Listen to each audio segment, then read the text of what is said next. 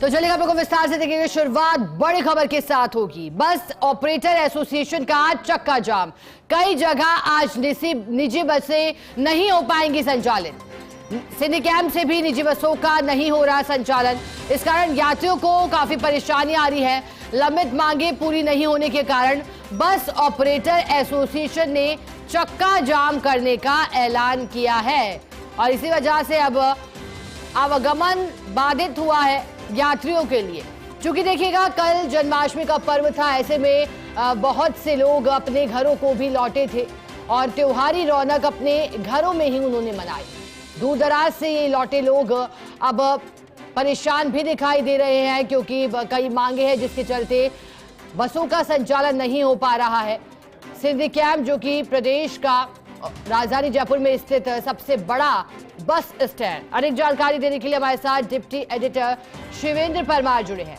Shivendra, bus operator association ने चक्का जाम का ऐलान किया है, बताइएगा क्या प्रमुख मांगे हैं जिनको लेकर ये ऐलान हुआ? देखिए, एक मांग नहीं है, करीब दर्जन भर मांग है जिनको लेकर जो बस ऑपरेटर एसोसिएशन है वो लंबे समय से परिवहन विभाग के अधिकारियों के साथ मुलाकात भी कर रही है, धरने भी दे चुकी है, लेकिन उनकी जो डिमांड्स हैं वो बहुत लंबे समय से पूरी नहीं हो रही।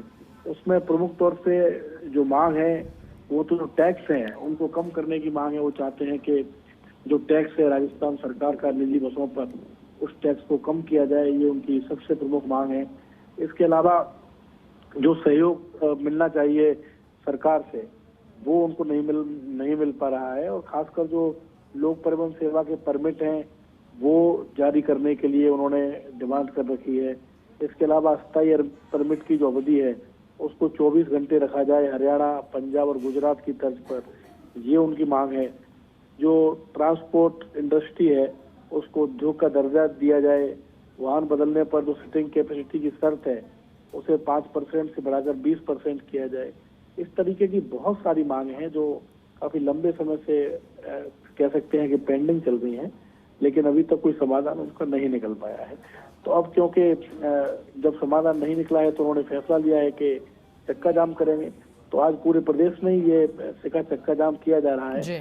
हालांकि बहुत बड़ा असर तो नहीं है, ऐसे नहीं कह सकते कि, क्योंकि जो बस ऑपरेटर एसोसिएशन है उसके की अलग अलग संगठन है, कई संगठन है, तो उसमें दो फाड़ भी हो गए हैं, लेकिन फिर भी जयपुर में काफी असर इसका देखने को मिल रहा है। कोटा में काफी असर देखने को मिल रहा है। जो सिंधी कैंप है वहाँ से निजी बसों का संचालन अभी तक नहीं हो पाया है।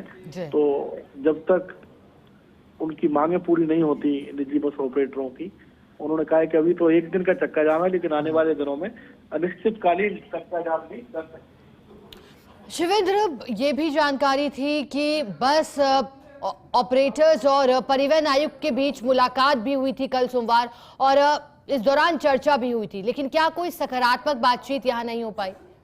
देखिए, बातचीत के कई दौर हो चुके हैं, कम से कम दर्जन बार ये बस ऑपरेटर एसोसिएशन के पदाधिकारी आ चुके हैं ट्रांसपोर्ट मुख्यालय, लेकिन अभी तक कोई सहमति नहीं बन पाई और यही कारण है कि सहमति नहीं बनी और फिर उन्होंने फैसला लिया कि अब वो चक्का जाम करें।